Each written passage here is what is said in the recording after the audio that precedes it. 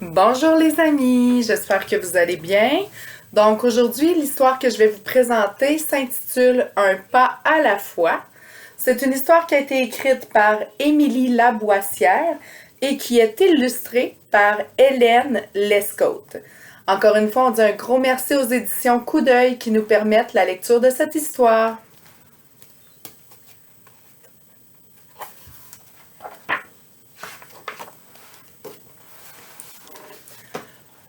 Paul est un jeune paresseux pas comme les autres.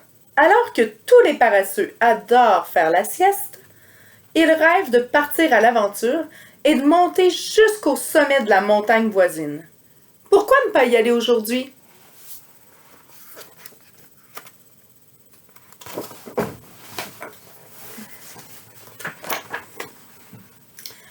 Hop! Paul descend de son arbre. C'est vrai que le sol est beaucoup moins confortable qu'une branche, pense-t-il. Lui qui est si habitué d'être la tête en bas, il a du mal à se tenir sur ses pieds. Il est tout étourdi.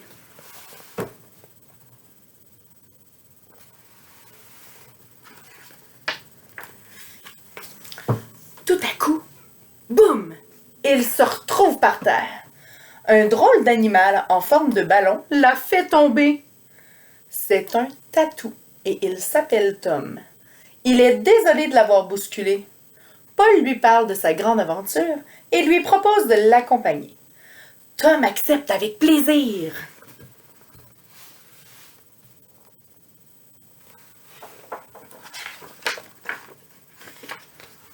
Sur la route, un immense mur de feuilles se dresse soudain devant eux. Oh non! Comment faire pour passer? Se désole le paresseux. Paul, que manges-tu tous les jours? Lui demande le tatou.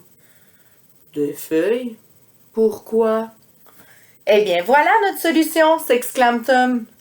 Tu n'aurais pas un petit creux par hasard? Paul profite de son festin jusqu'à ce qu'il ait percé un trou assez gros pour que son ami et lui puissent traverser le mur.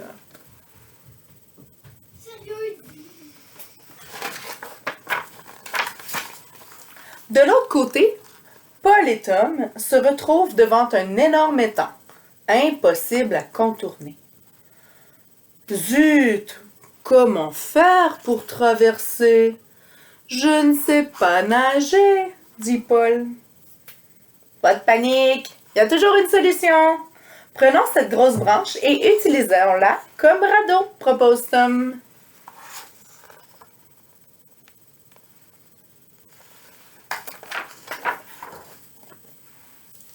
Mais Paul, alourdi par son gros repas, fait couler le radeau.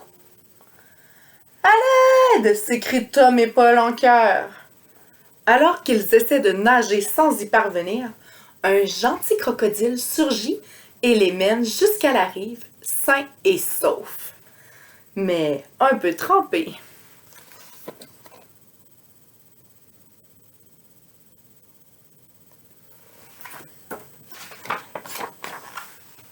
Subitement, il se met à pleuvoir et le sol devient très boueux.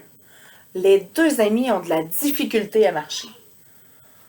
Je n'aurais jamais dû quitter ma branche, ronchonne Paul. Gravir une montagne est bien trop épuisant. Il ne faut pas te décourager, le console Tom. Mettons-nous à l'abri en attendant que la pluie cesse.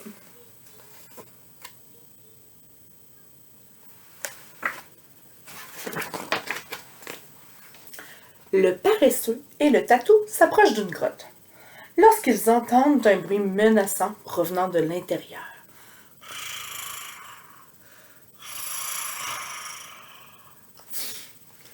Paul et Tom sont effrayés, mais ils prennent leur courage à deux mains, entrent et découvrent un minuscule singe qui ronfle. Paul et Tom ont eu peur pour rien.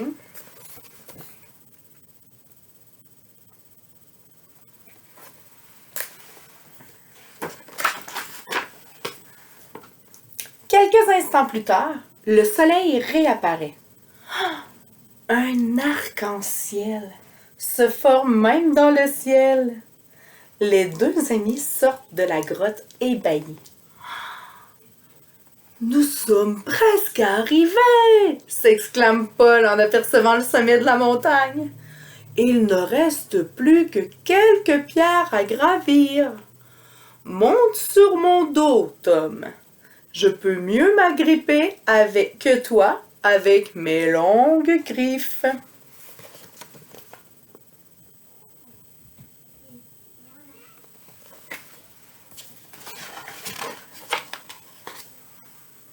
Lorsqu'ils arrivent en haut, Paul et Tom contemplent la jungle en entier.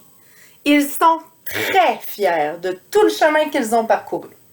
L'aventure n'a pas été facile, mais ensemble, ils ont réussi à surmonter tous les obstacles. Paul est content. Il a réalisé son rêve. Qui a dit qu'un paresseux devait rester sur sa branche?